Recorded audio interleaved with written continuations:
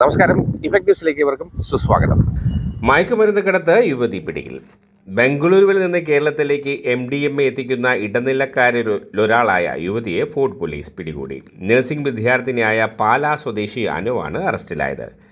കഴിഞ്ഞ ദിവസം MDMAയുമായി പിടിയിലായ മുട്ടത്തറ സ്വദേശി ഗോപകുമാറിനെ ചോദ്യം ചെയ്തപ്പോഴാണ് ബംഗളൂരുവിൽ നിന്നാണ് മയക്കുമരുന്ന് എത്തുന്നതെന്ന് മനസ്സിലായത്. പിന്നാലെ ഫോർട്ട് പോലീസ് ബംഗളൂരുവിലെത്തി നടത്തിയ അന്വേഷണത്തിലാണ് യുവതി പിടിയിലായത്. ലഹരി വസ്തുക്കൾ കേരളത്തിലെ ചില്ലറ വിതരണക്കാർക്ക് എത്തിച്ചു നൽകുന്നത് അനുവാണെന്ന് പോലീസ് പറയുന്നു.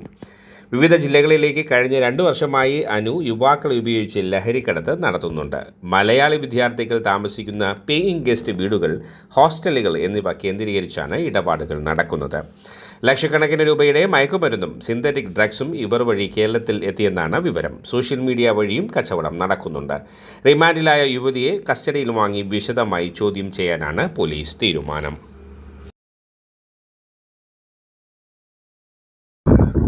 വാർത്തകളും വിശേഷങ്ങളും ഇവിടെ അവസാനിക്കുന്നില്ല. കൂടുതൽ വാർത്തകളും വിശേഷങ്ങളുമായി വീണ്ടും കണ്ടുമുട്ടുന്നവരെ ഏവർക്കും നന്ദി, നമസ്കാരം.